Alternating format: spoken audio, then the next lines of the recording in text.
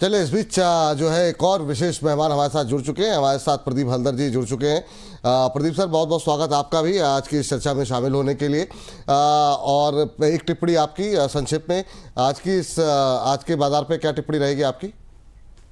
Very good morning to you and सारे viewers को and sir को भी, गौरंग सर को भी। एंड उनके साथ बैठना ही सर, एक पैनल पे रहना ही one of the biggest thing है, क्योंकि बहुत सालों से मैं उनको देख रहा हूँ। गुड मॉर्निंग सर सबको। देखिए मार्केट में सर मेरा व्यू यही है कि 24,750 के आसपास अभी चल रहा है मार्केट। जैसा कि मैं लास्ट 5 दिन से आपको बोल रहा हूँ, ना ही 25,000 के ऊपर मार्केट जा रहा है, ना ही 24,500 के नीचे मार्केट आ रहा है। मार्केट एक कंसोलिडेशन जोन पे है। सो मार्केट को अभी एक फ्रेश कोई ट्रिगर नहीं मिल रहा है। आप देखेंगे कि लास्ट वीक भी हमने देखा, एक दिन बाइंग एक दिन सेलिंग, ऐसा पैटर्न चल रहा था।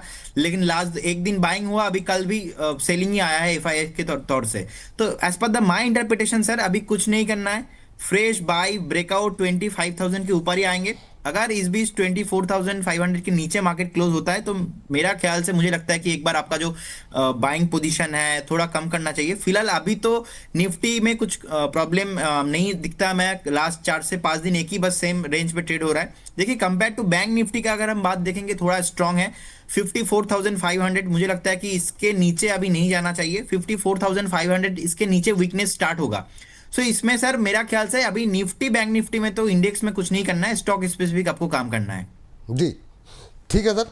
यहाँ पर गौरांग सर आपसे जानना चाहेंगे कि अभी जो है पावर पे हम लोगों की लगातार कवरेज रही है और इस बीच हमने देखा कि डिफेंस में रिकवरी आई, रेलवे भी ठीक ठाक चले, बीच में पावर में थोड़ी सुस्ती रही है। क्या पावर को लेकर के अभी आपका व्यू क्या है, खासतौर से उन लोगों के लिए जो बहुत लंबा नज़रिया नहीं रखते हैं, 3 साल 4 साल का, 6-8 महीने का अगर नज़रिया हो, तो क्या नेक्स्ट रैली जो है वो पावर में एक्सपेक्ट कर सकते हैं? खासतौर से पीएसयू पावर स्टॉक्स में आपकी कवरेज कहाँ पर होगी, क्या रिकमेंडेशन रहेगी सर आपकी? तो विपुल जी देखिए, 6-8 महीने के लिए तो मैं सक्षम भी नहीं हूँ ठीक किसी है। प्रकार की टिप्पणी करने के लिए, लेकिन हाँ इतना बिल्कुल बता सकता हूँ कि ऊर्जा उत्पादन, ऊर्जा वितरीकरण और ऊर्जा उपकरण बनाने वाली कंपनियां, क्योंकि ये पूरा ब्रह्मांड और समीकरण है, आपको ये तीनों को एक साथ जोड़ना चाहिए और फिर आने वाले भविष्य में निवेश की रणनीति बनानी चाहिए, ये मैं मानता हूँ। अब ऊर्जा उत्पादन में Tata power, NTPC, Torrent power, CSC, JSW energy, ये सब कंपनियों पर खरीदारी की राय है। जहां तक ऊर्जा वितरीकरण की बात है तो हमें पावर ग्रिड काफी अच्छा लगता है। लगभग मेरे ख्याल से 70-75% मार्केट है पावर ग्रिड का, जहां तक ट्रांसमिशन यानी कि वितरीकरण का सवाल है। ऊर्जा उपकरण में एक कंपनी है जो हमें अच्छी लगती है, ऐसे तो कैपिटल गुड्स, इलेक्ट्रॉनिक कंपोनेंट्स बनाने वाली कंपनियों में काफी सारे नाम है। केसी इंटरनेशनल है, सीमेंस है, एलएनटी है, कई सारे नाम है जो सहायता करती हैं आधुनिक उपकरण ऊर्जा को लेकर के बनाने के लिए, जिसकी जरूरत पड़ती है वितरीकरण के लिए। तो इन सब पर ध्यान दे। और सरकार के तरफ से भी देखिए, जैसे मैंने बताया, अगर हम धीरे धीरे करके चौथी, पांचवें से चौथे, चौथे से तीसरे नंबर पर पायदान पर जाएंगे, दुनिया भर में सबसे अर्थव्यवस्था, नेक्स्ट ट्रिलियन डॉलर इकोनॉमी बनने की हम मंशा रखते हैं, या फिर हम सबसे बड़े उत्पादन करने वाला देश बनने की आकांक्षा या मंशा रखते हैं, इन सभी में दो क्षेत्र का योगदान जरूरी होगा, अनिवार्य। एक है वित्तीय क्षेत्र, दूसरा है ऊर्जा। ये दोनों नहीं होगा तो आप वहां तक पहुंच नहीं पाएंगे। बिल्कुल सर, महत्वपूर्ण बात कही है। चलिए कुछ एक टिप्पणियां दर्शकों की भी ले लेते हैं। काफ़ी देर से काफ़ी सारे सवालों की झड़ी लगी हुई है, एक दो सवाल शामिल करते हैं। साइस्ता कुरैशी जी कह रही है, गुड मॉर्निंग सर, मेरा सवाल प्लीज़ दे लीजिए। प्रदीप जी आपसे जानना चाहेंगे, स्पाइस जेट को लेकर के आप बताइए क्या करें। काफ़ी दिन से परेशान है ये, 60 रुपये में ख़रीदा हुआ है, 44 के आसपास शेयर ट्रेड कर रहा है अभी। क्या इनको अभी होल्ड करना चाहिए, निकल जाना चाहिए? बीते अगर कुछ दिनों की बात करें तो एक महीने में 17-18% टूटा है। आपकी टिप्पणी क्या रहेगी, क्या एक बार के लिए एग्जिट कर ले? सर मुझे लगता है यहाँ पे कुछ कंपनी के अंदर ना ज्यादा दम है नहीं। 44 के आसपास अभी चल रहा है। देखिए इनका फंडामेंटल्स भी देखेंगे, लास्ट ईयर भी ऑलमोस्ट 150 करोड़ के आसपास लॉस ही पोस्ट किया है और ज्यादा कंफर्टेबल नहीं हूं मैं स्पाइसजेट के साथ। आप इंडिगो के बैट पे देखेंगे, बहुत अच्छा फील आपको आएगा। और स्पाइसजेट पे तो सर उनका डेट कैंसिल हो जाता है, फिर से रीशेड्यूल होता है, ऐसा होता है। प्रैक्टिकल एक्सपीरियंस है, ये मैंने देखा है। अब देखिए अभी टेक्निकल चार्ट पे अभी 44 के आसपास चल रहा है, एक सपोर्ट है 40 के आसपास। अगर आपको लगता है कि नहीं मैं आप यहाँ पे होल्ड रहेंगे तो आप बने रहिए विद स्टॉप लॉस ऑफ 40। मुझे लगता नहीं कि 40 के नीचे इस कंपनी में रहना सही होगा और इस पे फ्रेश बाई का भी मेरा सलाह नहीं रहेगा, क्योंकि फंडामेंटल और टेक्निकल दोनों जो मेरा स्ट्रक्चर है उसके साथ अलाइन नहीं हो रहा है। ठीक है सर, कोई बात नहीं। चलिए कुछ एक रिजल्ट्स पर नज़र डाल लेते हैं। आज एलआईसी के रिजल्ट्स आए हैं, उस पर गौरांग सर की राय लेते हैं कि क्या वो अगर ट्रैक करते हो तो क्या टिप्पणी रहेगी। पहले जरा स्क्रीन पर जो है रिजल्ट्स लेकर के आ जाइए। मुनाफा अगर हम देखें तो 38% के आसपास की बढ़ोतरी रही है, 19,013 करोड़ रुपए। नेट प्रीमियम में जो है हम देख रहे हैं 3% के आसपास की गिरावट रही है। इसके अलावा कंपनी ने 12 रुपये पर शेयर का डिविडेंड का भी ऐलान किया है यहाँ पर। सर एलआईसी के नतीजों के बाद अभी एलआईसी की अगर कोई रणनीति बनानी हो तो क्या आपका सजेशन रहेगा? काफ़ी सारे शेयरों में जिनमें इन्होंने इन्वेस्टमेंट किया था उसमें जो है काफ़ी अच्छी रिकवरी रही है। आज 7% ऊपर है एलआईसी का शेयर, 931-32 के आसपास। अगर आपकी कवरेज हो तो क्या टिप्पणी रहेगी सर एलआईसी पर? देखिए, खरीदारी की राय तो जीवन बीमा से जुड़ी हुई कंपनियों पर तो है ही विपुल जी, लेकिन उस पर टिप्पणी करने से पहले दो तीन चीजों पर मैं अवगत कराना चाहूंगा आपके दर्शकों को और निवेशकों को जो ये इस क्षेत्र में निवेश करने की इच्छा रखते हैं। पहले तो 2 साल से ज्यादा का समय सीमा अनिवार्य होगा अगर आप जीवन बीमा से जुड़ी हुई कंपनियों में निवेश करते हैं। वो इसलिए क्योंकि इनके जो रन रेट है प्रीमियम्स के, इस रन रेट को यहां से सुधरने के लिए और शुद्ध मुनाफे में बढ़ोतरी आने के लिए समय लगेगा। एक अच्छी बात यह हुई है कि कोविड के पश्चात लोगों की जो विचारधारा है उसमें परिवर्तन हुआ है और लोग अब टर्म इंश्योरेंस और वो टर्म इंश्योरेंस का जो सम एश्योर्ड होता है वो ऊपर की तरफ लेते हैं, जिससे जो आउटगो प्रीमियम को होता है जैसे हम और आप लेते हैं तो इंश्योरेंस कंपनी को वो आउटगो जाता है, यानी कि उनके लिए इनकम होता है और वो धीरे धीरे करके बढ़ेगा।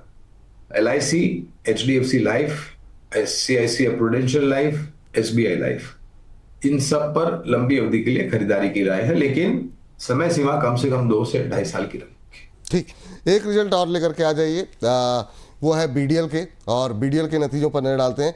कई सारी डिफेंस कंपनियों के नतीजे हमने देखे कि ठीक रहे हैं, अच्छे रहे हैं, लेकिन यहाँ पर हमने देखा कि आय में काफ़ी अच्छी बढ़ोतरी के बावजूद, जो कि 112% बढ़ी है, 1777 करोड़ रुपए। मुनाफा घटा है 5.5% के आसपास। इसके अलावा कंपनी के मार्जिन्स बुरी तरीके से घटे हैं, 37% से घट करके 16.83% रहे हैं। एबिटा जो है वो 316 करोड़ से घट करके 299 करोड़ रहा है। फंडामेंटली आप कैसे अगर ट्रैक करते हो तो आपकी राय गौरांग सर, और चार्ट पर भी हम राय जानना चाहेंगे प्रदीप जी की। लेकिन पहले गौरांग सर आपके पास, आज इस नतीजों के बाद एक तरफा रैली देखने को मिली है, आज 4% टूटा है। अगर आप ट्रैक करते हो तो क्या सलाह रहेगी सर बीडीएल को लेकर के? रिजल्ट्स कैसे देख रहे हैं आप? देखिए, तो जैसे हमने कार्यक्रम की शुरुआत में बताया कि रक्षा क्षेत्र में निवेश 3-5 साल या उससे ज्यादा नजर रखे तो बेहतर है। और विपुल जी, ये भी वास्तविकता है कि किसी भी क्षेत्र में किसी भी कंपनी जो उस क्षेत्र से जुड़ी है, उदाहरण तौर के रक्षा क्षेत्र में, ये जरूरी नहीं है कि आपको हर तिमाही में 15-20% का इजाफा देखने मिले। कुछ कारणों और दिक्कतों को लेकर के एक हाथ तिमाही में कुछ तकलीफें होती है जहां पर दबाव पड़ता है, ये स्वाभाविक है। इसका ये मतलब नहीं होता है कि आप अपनी जो लंबी अवधि की विचारधारा है निवेश को लेकर के उसको परिवर्तित करके बिकवाली की सोचे। और जैसे हम बात कर रहे थे, और ये ऐसा क्षेत्र है विपुल जी जिसको आपको हर तिमाही दर तिमाही आप ध्यान देंगे और फिर उस पर निर्णय लेंगे तो आप लंबी अवधि में अपने आप को कोसेंगे कि मैंने ऐसा निर्णय क्यों लिया और मैंने शेयर क्यों बेच डाले। तो अगर लंबी अवधि का निवेश है रक्षा क्षेत्र में मजबूत कंपनियों में, आप निवेशित रह सकते हैं। भारत डायनामिक्स पर जैसे मैंने बात करी, ये कंपनी असला बारूद मुहैया कराती है हमारे सुरक्षा बलों को, और आपने इनका एक तांडव करते हुए देखा है पड़ोसी देश के ऊपर, क्या बड़े बड़े करतब दिखाए। तो एक हाथ तिमाही को ज्यादा तवज्जो नहीं देना चाहिए जहां तक रक्षा क्षेत्र का सवाल है। भारत डायनामिक्स पर कवरेज नहीं है इसलिए विशेष रूप में टिप्पणी नहीं करूंगा, लेकिन एक बहुत ही सक्षम और मजबूत कवर। ठीक, बहुत छोटी टिप्पणी आपकी यहाँ पर जानना चाहेंगे प्रदीप जी, फिर गौरांग सर को थैंक्स करते हैं। यहाँ पर आज उनका समय जो है उनको और भी कहीं जाना है। आपकी टिप्पणी क्या होगी? चार्ट्स क्या कह रहे हैं? सर मुझे लगता है, देखिए एक चार्ट में ना ब्रेकआउट आया था ऑलमोस्ट 1735 के आसपास, उसके बाद फॉल हो गया, ब्रेकडाउन हो गया था, उसके बाद फिर से वही जो लेवल है लेवल सस्टेन कर रहा है चार्ट में। और मुझे लगता है इस जोन पे मैं गौरांग सर के साथ 100% एग्री करता हूँ। एंड इसमें मुझे लगता है कि सर थोड़ा करेक्शंस मुझे चाहिए। आज तो 3% के आसपास नीचे आया है। एक बार अगर कभी भी आपको आपको 1850 एंड 1800 का भाव मिलता है, तो मेरे हिसाब से वो एक अच्छा फेयर वैल्यूएशन होगा। तो उस टाइम पे आप बाय कीजिए, बाय ऑन डीप स्ट्रैटेजी यहाँ पे रखना है। गिरावट पे खरीदारी की सलाह यहाँ पर रहेगी बीडीएल पे। ये चार्ट्स कह रहे हैं फंडामेंटल जो कारण है वो अपने गौरांग जी से समझ लिए। गौरांग सर बहुत बहुत शुक्रिया, थैंक यू सर, आज की इस चर्चा में जुड़ने के लिए और अपने विचारों से हमारे दर्शकों का ज्ञान वर्धन करने के लिए बहुत बहुत धन्यवाद आपका आज की इस चर्चा में जुड़ने के लिए। कोई डिस्क्लोजर सर आपकी तरफ से? धन्यवाद विपुल जी, आपका जो भी चर्चा हमने करी है और जो भी राय हमने आपके समक्ष रखी है वहां पर हमारा कोई निजी निवेश नहीं है, लेकिन इसी प्रकार से राय हम हमारे क्लाइंट्स को देते हैं। बहुत बहुत धन्यवाद। बहुत बहुत धन्यवाद सर, थैंक यू। चलिए आगे बढ़ते हैं और जरा कुछ एक दर्शकों की टिप्पणियां शामिल करते हैं। सर अवनी जैन जी बहुत देर से सवाल पूछ रही हैं। इन्होंने इरिडा का शेयर लेकर के रखा हुआ है, 263 पर इनकी खरीद है, काफ़ी थोड़ा ऊपर की खरीद है और इरिडा एक बहुत सीमित दायरे में काफ़ी समय से घूम रहा है। आपकी टिप्पणी क्या रहेगी अभी कि इनको क्या वेट करना चाहिए, क्या सलाह रहेगी? आज ऑलमोस्ट फ्लैट 175 के आसपास। सर मुझे लगता है उनको बने रहना चाहिए, यहाँ पे कोई प्रॉब्लम नहीं है। एक फॉलोअप बाइंग अभी आ रहा है, on by on deep strategy उनको रखना है अगर एवरेज करने का कोई आपका पास थिंकिंग है तो। इन केस में अभी 175 चल रहा है, मुझे लगता है बहुत जल्दी आपको 185 एंड 200 का आसपास टारगेट आपको आते हुए दिखेंगे। आपका बाइंग प्राइस के ऊपर भी आप प्रॉफिट में जाने के बाद आप इस काउंटर को बेचिए, फिलहाल होल्ड कीजिए, कोई प्रॉब्लम नहीं है। चार्ट में आपको स्टॉप लॉस मेंटेन करना है, 140 के आसपास रहेगा stop loss. Sir Netweb करके एक कंपनी है, उसको ना हमने कॉल दिया था आज हाँ से हाँ हाँ, कुछ बिल्कुल बिल्कुल, पहले। कल ही दिया था आपने। ठीक है ना, कल नहीं, ये उससे पहले था नीट वेब टेक इंडिया। हाँ तो नेटवेब जी। इसमें ना हमारा पहला टारगेट था आई थिंक 1975 के आसपास, वो अचीव हो चुका है। और सेकंड टारगेट था कुछ 2080 के आसपास समथिंग। तो यहाँ पे जिनके पास होगा शॉर्ट टाइम फ्रेम के लिए, जिन्होंने लिया था 2-1 दिन के लिए, प्रॉफिट बुक करने का सलाह रहेगा।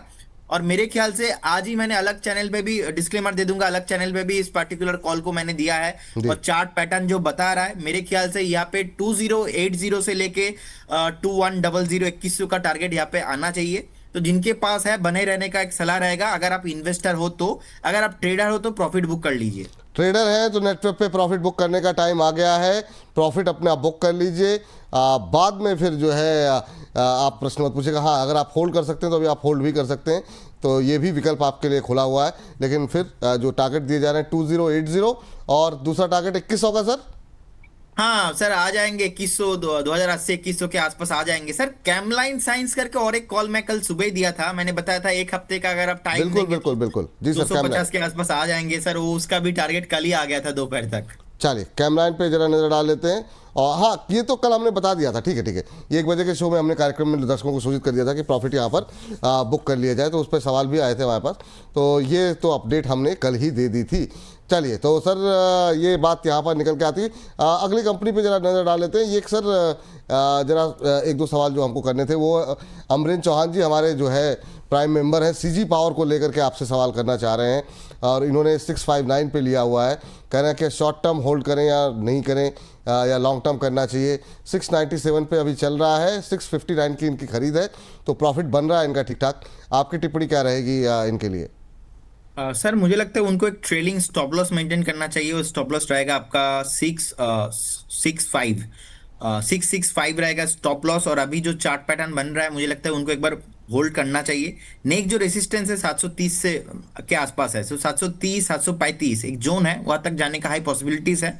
एक बार बने रहिए इस काउंटर में, एक बार बने रहिए, ये सलाह यहाँ पर निकल करके आ रही है। एक सर कल हम लोगों ने बातचीत की थी सुजलॉन को लेकर के, ये ठीक है कल, अच्छा परसों आपने जो बताया था, आपने कहा अपना व्यू आप आसानी से चेंज नहीं करेंगे। एक दर्शक का कमेंट आया उस पर और उन्होंने कहा कि प्रदीप जी को अपना व्यू बदलना पड़ेगा इस पर। तो मैंने कहा ठीक है इसको डिस्कस कर लेते हैं एक बार फिर से। 67 आ गया है सर, आज भी 2.5% ऊपर है। इस ब्रेकआउट पे क्या 70 क्रॉस कर जाएगा क्या? क्या सलाह रहेगी जिस तरीके से देखिए ये? विपुल जी, मैं ना फिर से मैं मेरा स्टेटमेंट नहीं बदलूंगा। मैं यहाँ पे क्या बता रहा हूँ सुनिए ध्यान से, मैं 1 मिनट लूंगा इसके लिए। हाँ। 58 पे ना मल्टीपल रेसिस्टेंस था, तो 58 के ऊपर क्रॉस ही नहीं हो पा रहा था। तो जैसे ही 58 59 का एक जोन था क्रॉस हुआ, चार्ट पे ब्रेकआउट आया। अभी 63 64 था, तो पहला टारगेट यहाँ पे आ रहा था 68 70 का।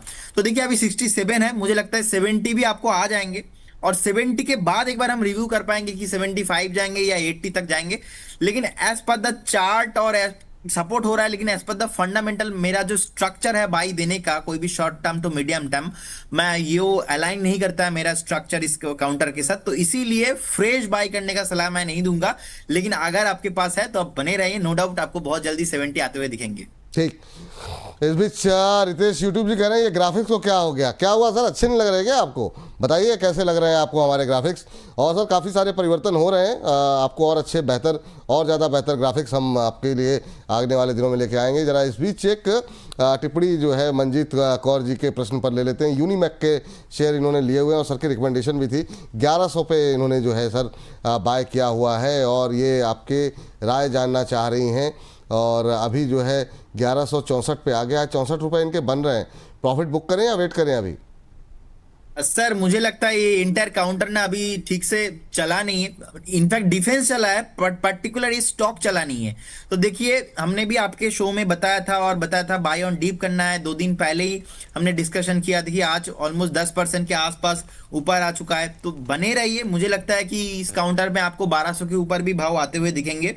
और जिनके पास है होल्ड करने का सर सलाह रहेगा, फ्रेश बाय इस जोन पे नहीं है, फ्रेश बाय ऑलरेडी हो चुका है 1070। कल आई थिंक कल या तो परसों हमने डिस्कस किया था ऐसा कुछ, तो हाँ, अभी बने रहना है सर आपको। अभी बने रहना है मंजीत जी, होल्ड करके रखिए, आपके लिए सलाह है।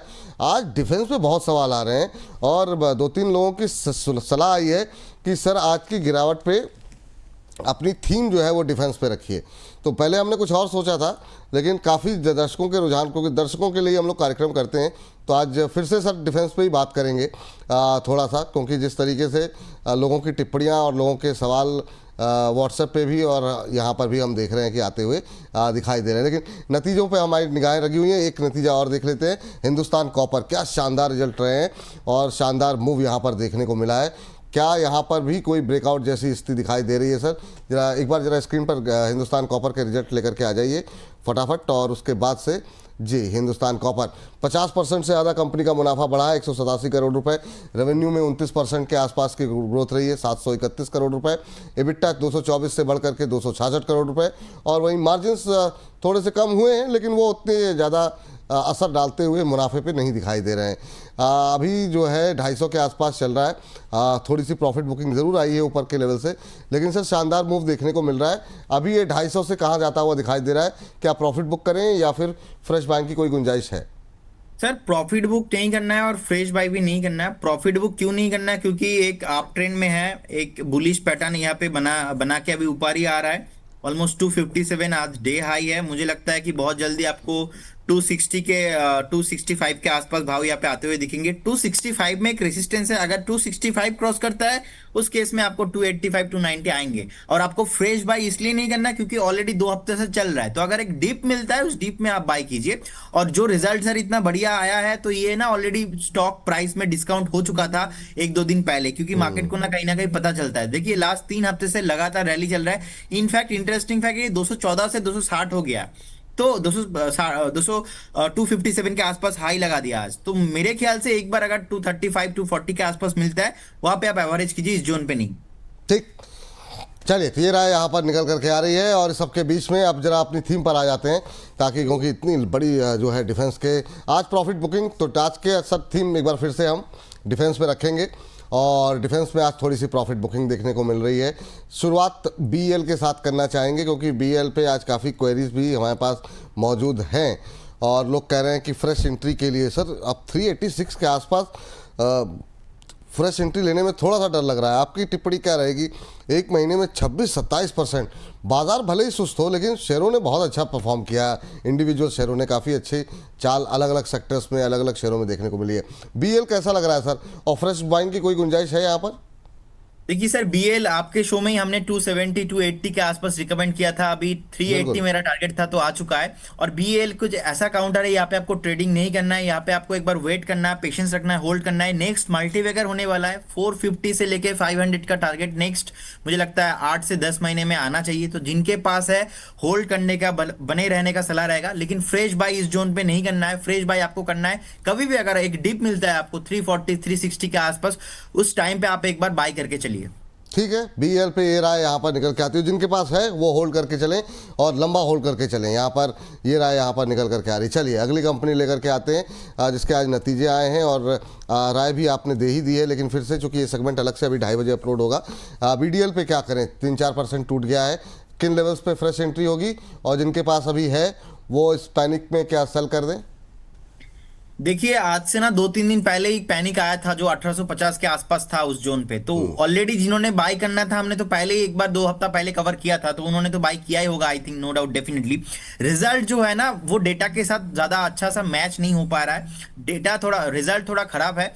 तो अभी देखिए चार्ट पैटर्न ना एक बेसिकली पैराबोलिक पैटर्न बना है। वीकली चार्ट में एक ब्रेकआउट आया है, ब्रेकआउट आने के बाद अभी ना रिट्रेस नहीं हुआ। तो कभी कभी सर ऐसा होता है कि वीकली चार्ट में ब्रेकआउट आता है, ब्रेकआउट आने के बाद फिर से जाके स्टॉक रिटेस्ट करता है अपने ब्रेकआउट जोन पे। So as per the chart and as per the breakout zone, मुझे लगता है कि 1750 से लेके 1800 एक रेंज है।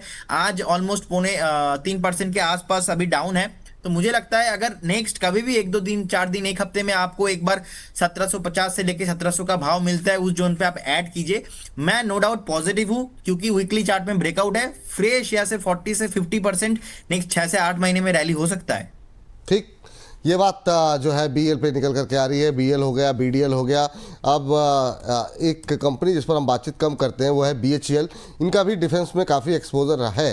तो सर यहाँ पर क्योंकि इसका पावर पे भी है, ये डिफेंस में भी है, और आज रैली भी अच्छी है, इंट्राडे हाई पे ट्रेड करता हुआ, यहाँ पे क्या सलाह रहेगी? 15-16% ये भी चला एक महीने में। आपकी टिप्पणी क्या रहेगी BHEL को लेकर के? अभी सर इंटर काउंटर चल रहा है, तो इसीलिए ये ना एवी ना साथ दे रहा है। तो देखिए फंडामेंटल पे तो कुछ प्रॉब्लम है नहीं, ऑलमोस्ट 500 करोड़ के आसपास इनका जो है प्रॉफिटेबिलिटी है। और मेन जो प्रॉब्लम है, स्टॉक का पी बहुत हाई है, 174 के आसपास स्टॉक का पी है, लेकिन इंडस्ट्री का पी 41 है। लेकिन मुझे लगता है फंडामेंटल 1-2 चीज को अगर हम थोड़ा साइड करेंगे, चार्ट में कोई प्रॉब्लम मुझे अभी नहीं दिखता है।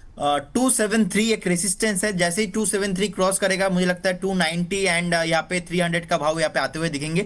फ्रेश बाय ना, या ये स्टॉक ज्यादा नीचे नहीं आएंगे, क्योंकि ऑल टाइम जो हाई था 330 के आसपास, वहां से ऑलरेडी हमने देखा कि 180 के आसपास नीचे आ चुका था। तो 180 से घूम गया, बॉटम बनाया, बेस बनाया, डेली पे, वीकली पे, मंथली पे, अभी ऊपर आ रहा है। कभी भी अगर आपको 250 के आसपास मिलता है तो आप बाय ऑन डीप करके जा सकते हो। यहाँ पे फॉलो अप बाइंग चल रहा है सर अभी। सो नो डाउट यहाँ पे मुझे लगता है बहुत जल्दी आपको 295 300 का टारगेट यहाँ पे आते हुए दिखेंगे। फंडामेंटल और टेक्निकल दोनों सर बहुत बढ़िया है, आपको बने रहना है इस काउंटर में। ठीक सर, HL बहुत लोगों का पसंदीदा कंपनी है, लेकिन क्या करंट भाव पे खरीद सकते हैं? और अगर खरीदें तो टारगेट क्या रखें? 5020 के आसपास ट्रेड करता हुआ, थोड़ी सुस्ती है आज डिफेंस के अंदर, उसका असर यहाँ देखने को मिल रहा है। क्या सलाह रहेगी HL पे सर? सर आज से एक हफ्ता पहले जब हमने कवर किया था उस टाइम पे 5150 के आसपास प्राइस था, और हमने बताया था एक डीप में मैं बाय करूंगा, 4800 के आसपास आने का पॉसिबिलिटीज है, 4800 4850। और हमने देखा एक हफ्ते का जो डीप है ना 4830 के आसपास ही है। तो 4830 4850 के आसपास तो ऑलरेडी एक बार बाइंग हो चुका है। लेकिन फिर भी मैं इनको यही बोलूंगा, आप एक बार वेट करके जाइए। फिर भी मुझे लगता है कि एचएल बहुत चला है, अब नो डाउट टॉप से आप देखेंगे अभी भी बहुत चलना बाकी है। ये स्टॉक सर मल्टीबैगर होने वाला है। अगर आप एक बार बाय करके जाते हो, आपका व्यू एटलीस्ट 2 से 3 साल का है, मुझे लगता है ऑल टाइम्स हाई आपको आते हुए दिखेंगे। इनफैक्ट मैं तो मतलब ज्यादा हैरान नहीं होऊंगा अगर इस स्टॉक 7500 से 8000 का भाव भी नेक्स्ट आपको 2 साल में आ जाएगा। और एंटायर डिफेंस में लीडर है, 92,000 करोड़ के आसपास मार्केट कैप है। 500 सॉरी मैं अलग स्टॉक आई थिंक बता रहा हूं, एक बार फंडामेंटल निकलिए। सो मुझे लगता है कि इस बार इस काउंटर पे आपको ना एक बार होल्ड करके आपको चलना है। तो हेल का सर फंडामेंटल भी थोड़ा मैं आपको बता रहा हूं। इसमें देखिए हेल का जो फंडामेंटल है 3,35,000 करोड़ के आसपास मार्केट कैप है, 8,000 करोड़ के आसपास प्रॉफिटेबिलिटी है। सो नो डाउट ऐसा तो कोई डिफेंस में काउंटर है ही नहीं जहां पे 8,000 करोड़ के आसपास प्रॉफिट है। तो no doubt this is my very favourite stock. 40 के आसपास पी है, इंडस्ट्री पी देखेंगे 93। So as per the fundamental अगर हम पी कैलकुलेशन भी देखेंगे ना, प्राइस टू अर्निंग रेशियो, वो भी अभी भी बहुत कम वैल्यूएशन के आसपास चल रहा है। तो आपको होल्ड करके जाना है, 7,500 8,000 पे आपको बेचना है। अगर आप लेना चाहते हो या से 150-200 पॉइंट कभी भी डिप मिलता है, उस डिप में आप ले लीजिए। तो एचएल ऑल टाइम फेवरेट, लेकिन लंबी अवधि के लिए अगर आप व्यू है आपका तो बिल्कुल गौरांग जी का भी फेवरेट है, प्रदीप जी का भी फेवरेट है, और भी हमारे एक दो एक्सपर्ट जो आते हैं उनका ही फेवरेट है। तो एचएल आप लॉन्ग टर्म के लिए यहाँ पर होल्ड कर सकते हैं, ये राय निकल करके आती हुई। तो ये हो गया। अब जरा लौट के आते हैं जो शिपिंग कंपनियाँ हैं उनके ऊपर। वहाँ पर हमने देखा, जरा कोचिन शिपयार्ड पे एक नज़र डालते हैं क्या स्थिति देखने को मिल रही है सर। काफ़ी लोगों की पोजीशन वहाँ पर भी है कोचिन शिपयार्ड के अंदर, और परफॉर्मेंस भी अच्छी रही है। लेकिन अभी भी अपने बहुत सारे शेयर ऐसे हैं जो कि अपने 52 वीक हाई के आसपास पहुंच गए हैं। यहाँ पे अभी भी दूरी बनी हुई है, 1949 का लेवल देखने को मिल रहा है। ये क्या यहाँ पर अपसाइड की गुंजाइश बाकियों के मुकाबले ज्यादा है क्या, कैसे देख रहे हैं? एक कंपनी में ना ब्रेकआउट आ रहा है। पहले वही बिल्कुल बताइए सर। कंपनी का नाम है भारती हेक्साकॉम लिमिटेड। देखिए हाँ। अभी इसमें करंट सीएमपी के साथ आपको बाय करना है। मुझे लगता है यहाँ पे बहुत जल्दी आपको 1825 का टारगेट आते हुए दिखेंगे। सो 1825 और सेकंड टारगेट मुझे लगता है कि 1845। इस सेकंड टारगेट 1845 आपको आना चाहिए। आपको एक स्टॉप लॉस भी यहाँ पे मेंटेन करना रहेगा सर। स्टॉप लॉस रहेगा मेरे ख्याल से 1775 आपको एक स्टॉप लॉस रहेगा। आज कल परसों नेक्स्ट 2 से 3 दिनों में आपको यहाँ पे 1845 का टारगेट आते हुए दिखेंगे। अगर आपके पास नेक्स्ट 2 से 3 महीना है तो मुझे लगता है कि चार्ट में सर ऑलरेडी एक ब्रेकआउट आया हुआ है, डेली चार्ट में, वीकली चार्ट में। तो आप एक बार डिलीवरी में भी बाय करके जा सकते हो। इस केस में आपका टारगेट थोड़ा ज्यादा होगा। मुझे लगता है इस केस में फ्रेश यहाँ पे एक टारगेट जो होगा 2040 एंड सेकंड टारगेट रहेगा 2080 नेक्स्ट 2 महीने का व्यू है आज और कल का मेरा। मुझे लगता है कि 1825 एंड 1845 टारगेट यहाँ पे आना चाहिए। और अगर आप इन्वेस्टमेंट करते हो 2 से 3 मंथ का व्यू से, तो उस केस में आपको स्टॉप लॉस भी मेंटेन करना है। स्टॉप लॉस रहेगा आपका 1695 आपका फाइनल स्टॉप लॉस रहेगा इसमें। 2020 ना? यस, 2 महीने के हिसाब से 2020 का टारगेट अभी जो है 1810 पे चल रहा है, 1809, 10, 11 इसके बीच में चल रहा है। पहला टारगेट 1825, दूसरा टारगेट 1845।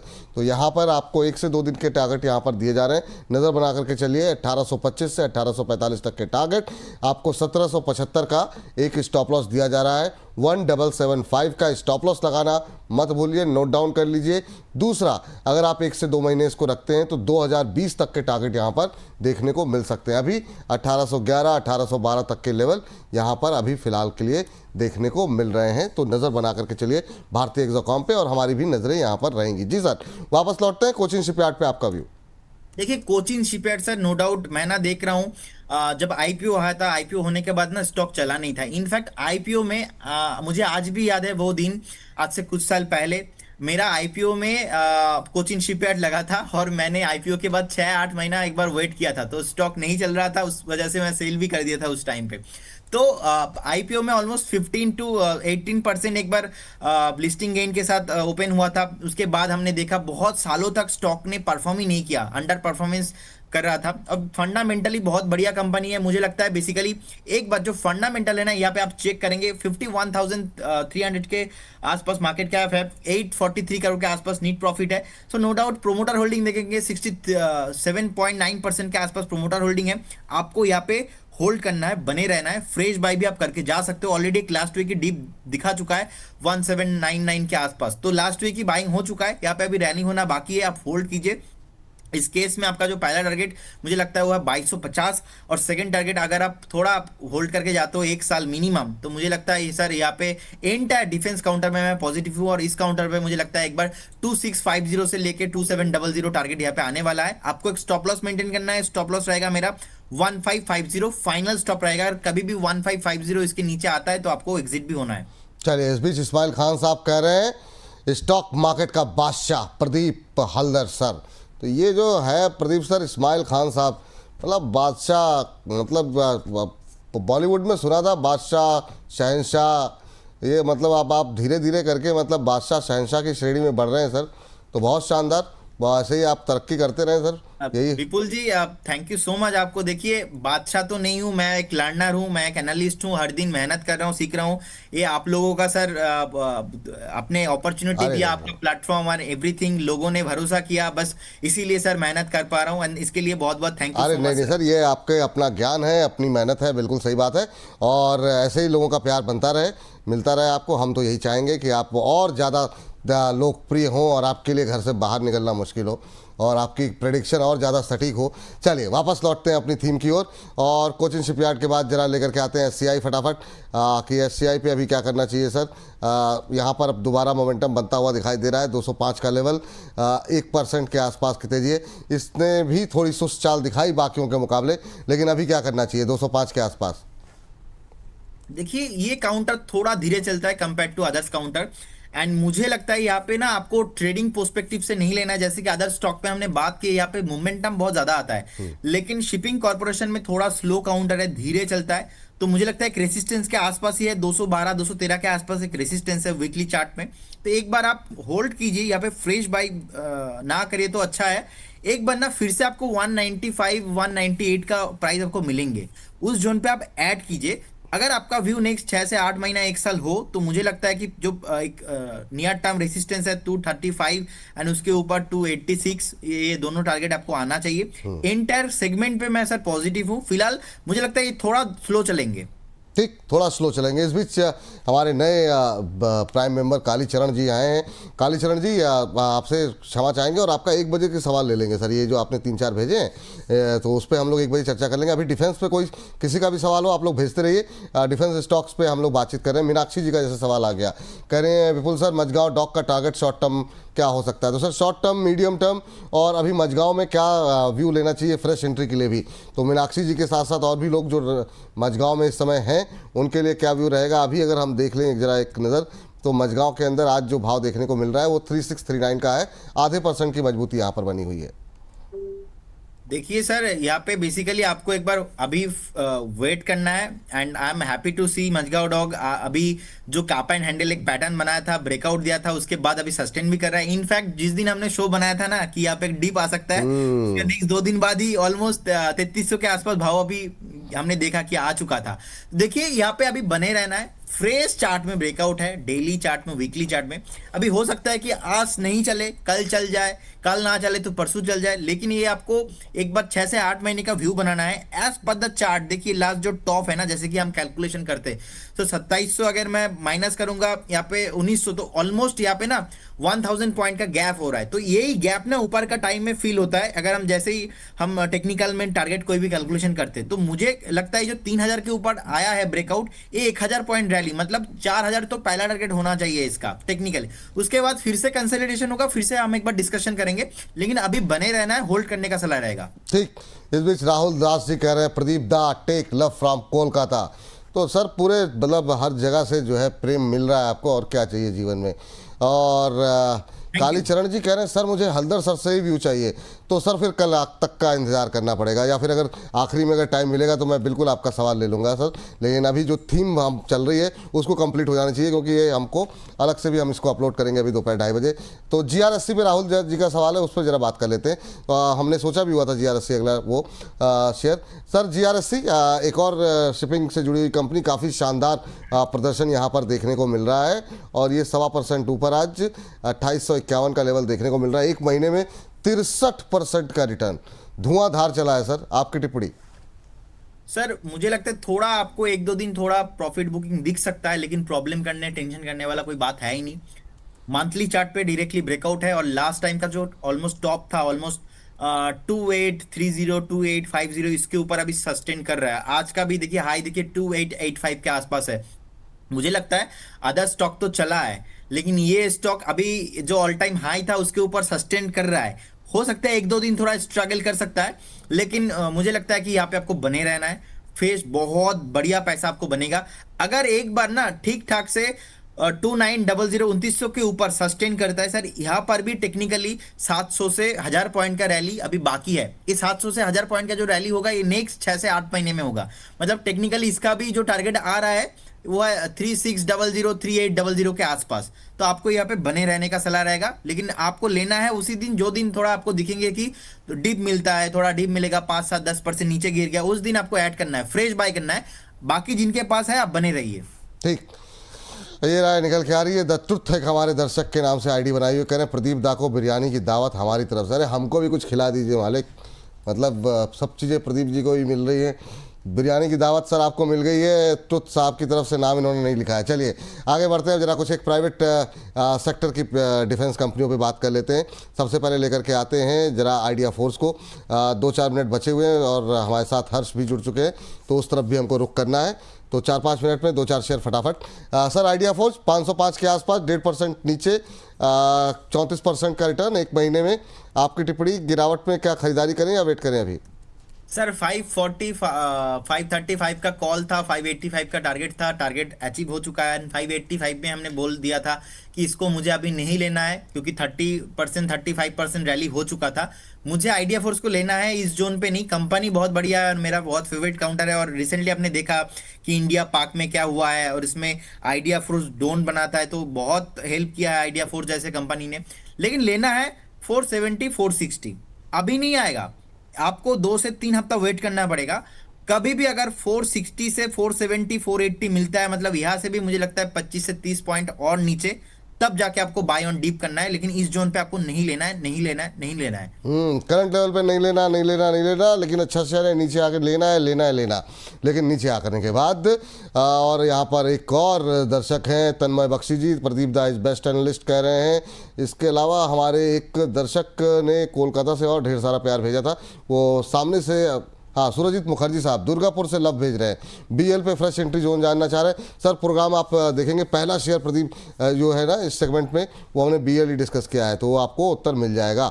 चलिए अभी जरा बात कर लेते हैं पारस डिफेंस 1612 के आसपास चल रहा है, 40-41% चला है यहाँ पे ये आइडिया फोर्स के बाद। सर पारस डिफेंस कैसा लग रहा है?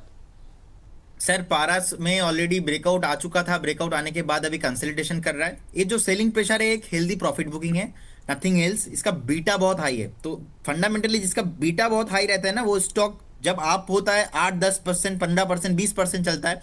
अब जब गिरता भी है ना, वैसे गिरता है कि 10% 15% गिर जाता है, तो इसका बीटा बहुत हाई है। आप थोड़ा ध्यान रखिए, क्वांटिटी मैनेजमेंट कीजिए, कोई प्रॉब्लम नहीं है। फिलहाल अदर स्टॉक तो अभी प्रॉफिट बुकिंग पे आया नहीं है, ये स्टॉक आ चुका है, अच्छा जितना नीचे आना था आ चुका है मुझे लगता है। और यहाँ पे 50 60 70 पॉइंट मैक्सिमम नीचे आ सकता है, लेकिन आप बाय करना स्टार्ट कर सकते हो अगर आपका व्यू थोड़ा लंबा है, एटलीस्ट 6 से 8 महीना 1 साल है। और एंटायर डिफेंस काउंटर पे जो भी स्टॉक में मैं बात कर रहा हूँ, कोचिन शिपयार्ड, हैलको हो गया, बीएल हो गया, ऑल काउंटर पे ना नेक्स्ट आपको एटलीस्ट 2 से 3 साल का व्यू बनाना है। अगर आप एक इन्वेस्टर हो, अगर आप शॉर्ट टर्म ट्रेडर हो, मिनिमम आपको 7 से 8 महीने का एक व्यू बनाना है। अदरवाइज ना आप प्रॉफिट मुनाफा ज्यादा घर लेके नहीं जा सकते हो। तो मेरे ख्याल से सर पारस को यहाँ से बाय करना चाहिए, अभी नहीं। यहाँ पे तो कोई ट्रेडिंग वाला सिचुएशन नहीं हो रहा है अगेन, क्योंकि मैं बार बार सर इसीलिए बोल रहा हूँ, लोगों को ना समझ में नहीं आता, फिर भी आज ही बाय करके सोचेंगे कि कल टारगेट क्यों नहीं आया। तो सर यहाँ पे बाय ऑन डीप करके जाना है। ब्रेकआउट आने के बाद अभी कंसोलिडेशन हो रहा है, हेल्दी प्रॉफिट बुकिंग चल रहा है। मुझे लगता है यहाँ पे आपको ऑल टाइम हाई आते हुए दिखेंगे, उसके बाद 2200-2300 का भाव भी आपको आते हुए दिखेंगे। चलिए, तो ये बात पारस डिफेंस पे निकल के आ रही है। डेटा पैटर्न भी जरा देख लीजिए सर फटाफट। डेटा पैटर्न पे अगर हम नजर डालें तो आज अभी चल रहा है आधे % के आसपास की मजबूती के साथ, 25-26% चला है एक महीने में। 2815 का लेवल देखने को मिल रहा है। वहाँ से क्या करना चाहिए सर करंट लेवल पे अभी? मुझे लगता है कि लास्ट वीक का जो स्विंग लो था ऑलमोस्ट 2623 के आसपास, वो सर अच्छा खासा नीचे गिर चुका था। अभी गिरने के बाद अभी फ्रेश अभी ऊपर आ रहा है थोड़ा। आज तो कुछ मोमेंटम यहाँ पे नहीं है, 2811 के आसपास अभी ट्रेड हो रहा है। तो मुझे लगता है जिनके पास है बने रहिए, यहाँ पे सेल करने का कोई भी सलाह नहीं रहेगा डिफेंस में। मैं इस बार एक डीप के लिए मैं वेट कर रहा था, वो डीप मुझे थोड़ा बहुत मिल गया, और नेक्स्ट डीप कभी भी मिलता है, इन केस कोई भी एक्सीडेंट, कुछ भी न्यूज़ जो भी है, तो उस डीप में मुझे बाई करना है। मैं यहाँ पे होल्ड करने का सलाह दूंगा, यहाँ पे आप होल्ड करके जाइए। यहाँ पे जो रिसेंटली जो टॉप है, आपको वो टॉप का टारगेट आते हुए दिखेंगे, वो टॉप रहेगा 2995 के आसपास। अगर 2995 के ऊपर सस्टेन करता है, आपको फिर से एक बार जो 3250 और 3300 के आसपास हाई है, वो ऑल टाइम हाई, वो आते हुए दिखेंगे। तो होल्ड करने का, बने रहने का सलाह रहेगा जी। 1 मिनट है सर आपके पास, आप 2 शेयर कवर कर दीजिए, एक अपोलो माइक्रो और एक बीईएमएल। बीईएमएल के रिजल्ट अच्छे थे, आज प्रॉफिट बुकिंग देखने को मिल रही है। हम लोग बातचीत कर नहीं पाए, इस पर मिस हो गया, पहले बातचीत हुई थी। तो अपोलो माइक्रो और बीईएमएल फटाफट सर। देखिए एपोलो माइक्रो में सर एक ब्रेकआउट आया था, ब्रेकआउट होने के बाद अभी सस्टेन कर रहा है। मुझे लगता है all time chart breakout make और ब्रेक जोन के आसपास है 160, इसके लिए वेट कीजिए। 160 के ऊपर सस्टेन करता है तो उस केस में आपको 185 एंड 190 के आसपास आपको आते हुए दिखेंगे। और बीएमएल पे देखिए, बीएमएल पे लगातार सर यहाँ पे रैली चल रहा है। और एक डिस्क्लेमर देना चाहूंगा, बीएमएल लास्ट 2 दिन पहले ही हमने हमारे जो पेड क्लाइंट्स है ना उनको हमने हमारे ग्रुप में कॉल दिया था और वो टारगेट भी आ चुका है। तो फिलहाल बीएमएल पे मुझे लगता है एक प्रॉफिट बुकिंग एक्सपेक्टेड है, एज वेल एज आज भी हमने देखा कि 2.2.5% के आसपास अभी नीचे आ रहा है। तो यहाँ पे अभी थोड़ा नीचे और आएगा मुझे लगता है। अगर फ्रेश बाय आपको करना है तो 3980 एंड 4000 के आसपास भाव अच्छा रहेगा। फ्रेश बाय यहाँ पे नहीं करना है, यहाँ से 200 पॉइंट 250 पॉइंट नीचे एक्सपेक्टेड मैं कर रहा हूँ। लेकिन जिनके पास है आप बने रहिए, 6 से 8 महीने का व्यू हो तो नेक्स्ट जो रेसिस्टेंस है 4000 वो आपको आते हुए दिखेंगे।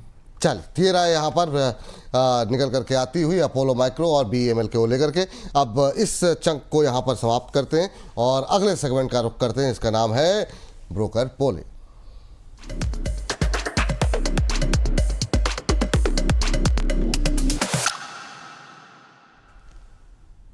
ब्रोकर बोले खास पेशकश हमारी, जिसमें कि तमाम अंतर्राष्ट्रीय और घरेलू ब्रोकरेज हाउसेस की रिपोर्ट्स हम लेकर के आते हैं और आपके पसंदीदा शेयरों पर आपको राय देते हैं और साथ ही साथ ये भी बताते हैं कहाँ से दूर रहना है, कहाँ खरीदना है। हर्ष तमाम नंबर्स लेकर के हाजिर हैं। हर्ष, आज की पहली कंपनी कौन सी होगी? जी, जो पहली सरकारी कंपनी है एलआईसी है। तो एलआईसी का हम लोग देख रहे हैं स्टॉक में एक अच्छी तेजी देखने को मिल रही है। और आपके सामने देखिए ब्रोकर जो है मैक्वेरी की रिपोर्ट आई है, इन्होंने यहाँ पे आउट परफॉर्मेंस की रेटिंग दी है और टारगेट यहाँ पे करीब 1215 रुपये का दिया है। अब इन्होंने क्या कहा है, देखिए 2 इंपॉर्टेंट चीज़ें हैं यहाँ पर। सबसे पहले हम लोग बात कर लेते हैं यहाँ पे VNB की। देखिए वैल्यू ऑफ न्यू बिजनेसेस होता है, ये काफ़ी इंपॉर्टेंट होता है। और दूसरा जो होता है यहाँ पर APE, एनुअल प्रीमियम इक्विवेलेंट। ये दोनों जो होते हैं पैरामीटर मैट्रिक्स जो होते हैं काफ़ी इंपॉर्टेंट होते हैं किसी भी इंश्योरेंस कंपनी के लिए। और जो उम्मीद जताई जा रही थी स्ट्रीट की, उससे नंबर्स यहाँ पर कम आते रहे हैं और ये बताते हैं कि नया बिजनेस किस तरीके से परफॉर्म कर रहा है यहाँ पर। तो यहाँ पे स्ट्रीट से कम रहे हैं। लेकिन उन्होंने कौन कौन सी इंपॉर्टेंट बातें कही इसके अलावा, तो देखिए सबसे पहले नॉन पार्टिसिपेटिंग जो बिजनेस है यहाँ पे, नॉन पार बिजनेस, वो जो है वो मिक्स रहा है यहाँ पे। जो यहाँ पे लागत है वो घटती हुई दिखी है यहाँ पे। वैल्यूएशन के हिसाब से देखें तो काफ़ी आने वाले दिनों में अभी वैल्यूएशन को ठीक लग रहे हैं और आने वाले दिनों में भी और सपोर्टिव होते हुए दिखेंगे। साथ ही मैनेजमेंट जो है आने वाले दिनों में जो प्रीमियम सेगमेंट में जो ग्रोथ को लेकर कई तरह की नई पॉलिसीज लेके आ रहा है, नई तरह के कुछ नई चीज़ें कर रहा है, तो जिसके सीधा फायदा यहाँ पे स्टॉक को होता हुआ दिखेगा। और साथ ही एक बड़ा कंसर्न जो देखने को मिला था, लगातार जो पॉलिसी इशू था उसमें गिरावट देखने को मिल रही थी, वो भी धीरे धीरे करके स्टेबलाइज होता हुआ दिखेगा। चलिए, ये बात एलआईसी को लेकर के निकल के आ रही है। 1215 रुपये तक के टारगेट, आज शानदार मूव देखने को मिल रहा है सर एलआईसी में। आप कैसे देख रहे हैं एलआईसी को? आज 934 935 के आसपास पहुंच गया, 7.25% ऊपर। सर मैं एलआईसी को पॉजिटिव ही देखता हूँ एंड उनका जो टैग लाइन है जिंदगी के साथ भी जिंदगी के बाद भी, इसमें कभी कभी होता क्या है कि प्रीमियम, अगर कोई भी जिंदगी के बाद भी प्रीमियम का जो वो भरा था अपना पैसा लेने के लिए, वो उसमें थोड़ा रिसीव करने में उनको थोड़ा तकलीफ होता है। ऐसा मेरा रिलेटिव्स के साथ भी बहुत सारा हुआ है। लेकिन देखिए कंपनी का फंडामेंटल टेक्निकल ऑल गुड है। नंबर 1 मतलब एसी सेगमेंट के नंबर 1 कंपनी है। 48,000 करोड़ के आसपास नीट प्रॉफिट है। तो अभी टेक्निकल भी 934 के आसपास चल रहा है। मुझे लगता है आपको एक बार 860 का एक स्टॉप लॉस मेंटेन करना है। आपको बहुत जल्दी जो यहाँ पे जो रेसिस्टेंस है 1000 के आसपास टारगेट वो आते हुए दिखेंगे। अगर एक बार 1000 के ऊपर सस्टेन किया तो फिर से आपको जो 1200 का टारगेट वो आते हुए दिखेंगे। मैं इससे एग्री करता हूँ और मुझे लगता है जिनके पास है यहाँ पे बने रहने का सलाह रहेगा। जिनके पास है उनको बने रहने की सलाह यहाँ पर निकल करके आ रही है। चलिए अगली कंपनी का रुख करते हैं और हर्ष के पास चलते हैं। हर्ष बताइए। जी, एक और सरकारी कंपनी है लेकिन ये रेलवे सेक्टर से जुड़ी हुई है। यहाँ पे container corporation of India Concor की बात कर लेते हैं। आईसीआईसीआई सिक्योरिटीज़ की यहाँ पर रिपोर्ट आई है, खरीदारी की सलाह दी और 880 के टारगेट दिए। लेकिन इससे पहले मैं आपको बता दूं कि इससे पहले इससे ज़्यादा टारगेट थे जो अब घटा के 880 रुपये कर दिए गए हैं। अब इनका क्या कहना है, अपने व्यूअर्स को हम लोग बता दें, ये कंपनी जो है बेसिकली कंटेनर की ट्रांसपोर्टेशन से जुड़ी हुई है। अब इनको ये कहना है कि वित्त वर्ष 2026 के लिए यहाँ पे ओवरऑल वॉल्यूम ग्रोथ जो है वो बढ़ती हुई दिखेगी। इंपोर्ट एक्सपोर्ट का जो वॉल्यूम है वहाँ पर जो है करीब 10% के आसपास की गाइडेंस मैनेजमेंट की तरफ से भी जताई गई है यहाँ पे। और साथ ही वित्त वर्ष 2026 के लिए यहाँ पे 4 नए टर्मिनल्स जुड़ते दिखेंगे जो कि कंपनी के आने वाले दिनों में आप कहिए कि मार्जिन्स में और बेहतर स्थिति दर्शाते हुए दिखेंगे। साथ ही यहाँ पर जो कैपिटल एक्सपेंडिचर को लेकर कंपनी बहुत एग्रेसिव है और FY 26 के लिए करीब 860 करोड़ का कैपेक्स का प्लान बनाया गया है यहाँ पर। पोर्ट्स हो, एयर कार्गो यहाँ पे हैंडलिंग हो या फिर कोल्ड चेन सेगमेंट हो, इसमें कंपनी एंट्री ले चुकी है और एग्रेसिवली इसमें आगे बढ़ती हुई दिख रही है। और मैनेजमेंट का यहाँ पे साफ तौर पे कहना है कि FY27 तक के लिए 100 टर्मिनल, 500 से ज़्यादा रैक्स और 70,000 कंटेनर्स का टारगेट रखा गया। तो इन तमाम पैरामीटर्स के हिसाब से इन्होंने ये टारगेट चुना है। चलिए ठीक है, कॉनकॉर 880 के टारगेट यहाँ पर निकल करके आ रहे हैं। और अभी जो है अगर हम देखें तो शेयर पे जो भाव देखने को मिल रहा है वो देखने को मिल रहा है आधे % की मजबूती 772-73 के आसपास। हालांकि प्रीवियस टारगेट जो थे उससे टारगेट घटाए गए हैं। सर आप कैसे देख रहे हैं कॉनकॉर को, container corporation of India? Sir currently तो मैं पॉजिटिव ही देख रहा हूँ, क्योंकि इनका जो ऑल टाइम हाई है, ऑल टाइम हाई से ऑलमोस्ट नो डाउट अभी 50% के आसपास नीचे हुआ था रिसेंटली। अभी भी ऑलमोस्ट 34% के आसपास नीचे है। तो मुझे लगता है यहाँ से जो फॉलो अप बाइंग आ रहा है, ये रिकवरी एक्सपेक्टेड है। ये अभी फॉलो अप बाइंग रहेंगे, बाय ऑन डीप करके जाना है। और मुझे लगता है ये आपके एक रेसिस्टेंस है 850 के आसपास, तो 850 तो टारगेट आ ही जाएंगे। और अगर 850 के ऊपर एक हफ्ता भी सस्टेन करता है, उस केस में आपको 920 एंड 930 का भी प्राइस आपको यहाँ पे देखने को मिलेंगे। तो होल्ड करने का सलाह रहेगा, बने रहने का सलाह रहेगा। होल्ड करने की सलाह, बने रहने की सलाह। इस बीच हमारे एक दर्शक है मृणाल हरदर जी, कह रहे सर IPO के बारे में भी डिस्कस किया कीजिए इस शो में। मैम IPO के बारे में बहुत डिटेल डिस्कशन हुआ है और हर्षी थे हमारे साथ और हमारे साथ आस्था जैन भी थी। तो कल का IPO हो तो ऐसा आप देख सकती हैं। बाकी लेटेस्ट अपडेट चाहिए तो दोपहर 1 बजे से 2 बजे 2:30 बजे तक का हमारा जो कार्यक्रम है वो आप जुड़ जाइए। वहाँ पर भी आपको जो है रवि सिंह की राय मिल जाएगी। लेकिन अगर आप आस्था जैन की चीज़ जानना चाह रही हैं तो आप वहाँ जा करके IPO हो तो ऐसा सेगमेंट हमारा देख सकती हैं। चलिए हर तीसरी कंपनी बताइए। तीसरी कंपनी अरविंदो फार्मा, और इसको लेके काफ़ी दिलचस्प रिपोर्ट्स आई हैं। करीब 7-8 रिपोर्ट्स थी, तो उसमें से खंगाल के 2 रिपोर्ट्स निकाली जो नेगेटिव और एक पॉजिटिव यहाँ पर ट्रेंड दिखाते हैं। तो CLSC की देखिए रिपोर्ट है, आउट परफॉर्मेंस की रेटिंग दी है और करीब 1400 रुपये के टारगेट दिए। वहीं आप सिटी की बात करें तो यहाँ पे उन्होंने बिकवाली की सलाह दे दी है और 1100 रुपये के टारगेट दिए। तो सबसे पहले हम लोग सिटी की बात कर लेते हैं यहाँ पे कि भाई आखिर उनको क्यों लग रहा है नेगेटिव। तो उनका साफ तौर पे ये कहना है कि जो नंबर्स थे वो उम्मीद से काफ़ी नीचे रहे हैं। एबिटा को अगर डॉलर वाइज आप एस्टिमेट देखें तो वो काफ़ी ख़राब रहे हैं। यहाँ पे मैनेजमेंट की जो कमेंट्री है उन्होंने काफ़ी डिसअपॉइंटमेंट यहाँ पे दिखाया है। साथ ही जो अमेरिका के बाज़ार की स्थिति हम लोग देखें तो वहाँ पर भी फ्लैट ग्रोथ देखने को मिली है। और 1 से 3 क्वार्टर में आप ये भी हो सकता है कि मार्जिन्स आप नेगेटिव देखने को मिले, और इसीलिए इन्होंने जो EPS है FY26 से लेकर 27 के बीच में करीब 8% घटा दिया है। अब अगर हम लोग यहाँ पर CLSC की रिपोर्ट की बात करें कि क्यों उन्होंने आउट परफॉर्मेंस दिखाई है, तो देखिए इन्होंने एकदम उल्टा कहा है। उन्होंने कहा कि नंबर जो है वो हमें डिसेंट लग रहे हैं यहाँ पर। इसके अलावा इनका कहना है कि आने वाले दिनों में सिंगल डिजिट एक अच्छी ग्रोथ, टॉप लाइन ग्रोथ में सेल्स में देखने को मिलेगी। जो प्रोडक्शन लिंक्ड इंसेंटिव्स है यहाँ पर, वहाँ पे थोड़ा सा यहाँ पे डिले देखने को मिला है यहाँ पे कंपनी की तरफ से। लेकिन आने वाले दिनों में बहुत सारे ऐसे सेगमेंट है जहाँ पर ये ब्रेक इवन होते हुए और दिखेंगे, और वैल्यूएशन जो है इनको अभी 30 से 40% यहाँ पे सस्ते दिख रहे हैं। चलिए ये रहा यहाँ पर निकल करके आती हुई 1400-1100, 2 रिपोर्ट्स, 2 अलग अलग टारगेट। सर आप कैसे देख रहे हैं अरविंदो फार्मा को? सर मुझे लगता है कि देखिए चार्ट ज़्यादा ठीक नहीं है, थोड़ा दिक्कत है यहाँ पे, कंसोलिडेशन हो सकता है, थोड़ा टाइम यहाँ पे डिले हो सकता है। देखिए लगातार लास्ट से 3 से 4 हफ्ते में ना एक रेंज बाउंड बना लिया है 1220 और लोअर टाइम फ्रेम में एक बार 1150। तो 1150 1220 एक रेंज बाउंड ट्रेड कर रहा है लास्ट 4 से 5 हफ्ता।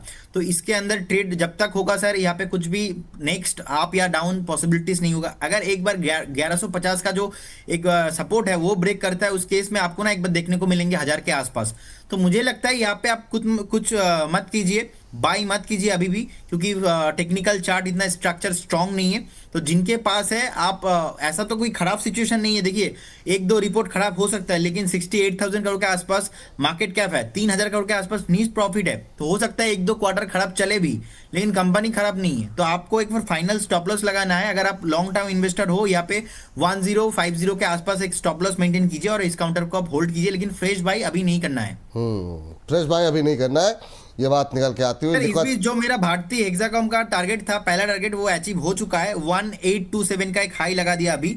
तो जिन्होंने भी इंटरडे के लिए बाय किया था, आप एक बार प्रॉफिट बुक कर दीजिए और सेकंड टारगेट के लिए एक बार ओपन रहेगा, ट्रेड ओपन रहेगा। जो लोग पहले टारगेट से संतुष्ट हैं वो प्रॉफिट बुक कर लें। 1827 का इंट्राडे हाई यहाँ पर देखने को मिला है अब से कुछ मिनटों पहले। 5% की तेजी, 5.25% की तेजी अब आ गई है। मतलब कैसे कर लेते हैं सर, मतलब फटाफट बताइए। 10 मिनट पहले बताया, शायद 10 मिनट के अंदर टारगेट हिट और अभी भी जो है 1845 का टारगेट जो है वो खुला हुआ है। ये राय यहाँ पर थी, जो लोग पहले से टारगेट से संतुष्ट हों प्रॉफिट बुक करें। चलिए आखिरी कंपनी आज की कौन सी होगी? आखिरी कंपनी है इन्फो एज, और इन्फो एज की अगर हम लोग बात करें, न्यूमरा की रिपोर्ट है, खरीदारी की सलाह दी है और 1670 रुपये का इन्होंने टारगेट दिया है। इनका सबसे पहले कहना है कि आप कोर अगर हम लोग यहाँ पे रिक्रूटमेंट की बात करें तो वो जारी रहेगा। दूसरी चीज़ इन्होंने कहा है कि जिस तरीके से कंपनी काफ़ी एग्रेसिवली एडवर्टीजमेंट पे खर्च कर रही है तो उससे प्रॉफिट बिफोर टैक्स पर थोड़ा सा यहाँ पे दबाव देखने को मिल सकता है। साथ ही रियल एस्टेट सेगमेंट में एक अच्छी ग्रोथ आने वाले दिनों में देखने को मिल सकती है। इसके अलावा जो दूसरे वर्टिकल हैं, चाहे वो मैट्रिमोनियल हो या फिर एजुकेशन हो, वहाँ पर भी एक ग्रोथ आगे के लिए इनको पर्सपेक्टिव में पॉजिटिव वे में दिख रही है। लेकिन इन्होंने यहाँ पर जो अर्निंग पर शेयर है FY27 के लिए, 26 से 27 के लिए 5 से 9% घटा दिया है। ठीक, ये राय यहाँ पर निकल करके आ रही है। तो सर जरा फटाफट इन्फो इस पे क्या राय रहेगी? 4% के आसपास की गिरावट आज देखने को मिल रही है यहाँ पर। विपुल जी, एक ना रेसिस्टेंस था, रेसिस्टेंस क्रॉस नहीं कर पाया ऑलमोस्ट 1495 के आसपास। उसके बाद एक फ्रेश मोरोवो जो नेगेटिव कैंडल बनाया और नीचे आ रहा है। मेरे ख्याल से यहाँ पे स्टॉक नहीं वेट करेगा और नीचे जाने का हाई पॉसिबिलिटीज है। सपोर्ट है 1340 से लेके 1350 के आसपास, तो यहाँ पे तो बाई नहीं करना है। और जिनके पास है आप एक बार होल्ड करके जाइए। कंपनी फंडामेंटली देखिए स्ट्रांग है, उतना खराब कंपनी है नहीं। तो मुझे लगता है आपको एक फाइनल स्टॉप लॉस मेंटेन करना चाहिए, वो है 1280। अगर कभी भी 1280, मैं ये इन्वेस्टमेंट एक व्यू से बोल रहा हूँ, 1280 अगर इसके नीचे कभी भी जाता है तो इस काउंटर पे आपको रहना नहीं है। लॉन्ग टर्म शॉर्ट टर्म दोनों व्यू से आपको एग्जिट करना है। लेकिन अभी जो गैप नीचे बाकी है, मुझे लगता है फ्रेश यहाँ से 50 to 60 पॉइंट नीचे आएंगे, तो यहाँ पे फ्रेश बाई मत कीजिए। और जिनके पास है आप बस बने रहिए विद स्टॉप लॉस ऑफ 1280। 1280, चलिए ठीक है, ये राय यहाँ पर निकल करके आती हुई। तो हर्ष, बहुत बहुत शुक्रिया, धन्यवाद आपका ये तमाम अपडेट देने के लिए। इसी के साथ करते हैं इस सेगमेंट को यहीं पर समाप्त।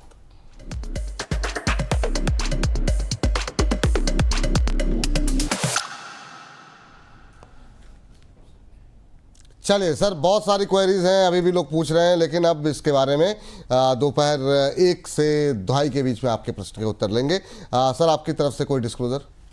सर ड्यूरिंग द सेशन जो भी स्टॉक पे हमने बात किया है, कोई भी स्टॉक में मेरा पर्सनल या हमारे कंपनी का कोई भी अदर्स एनालिस्ट का पोजीशन नहीं है।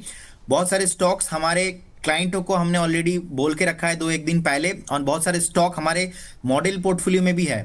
So investment in securities market subject to market risk. Before investing anything please consult your financial advisor, SEBI registered advisor से ही सलाह लीजिए। Thank you so much sir, बहुत बहुत धन्यवाद आपको। बहुत बहुत धन्यवाद सर आज की इस चर्चा में जुड़ने के लिए और तमाम दर्शकों के प्रश्नों के उत्तर और तमाम शेयरों पर ट्रेडिंग आइडियाज शेयर करने के लिए।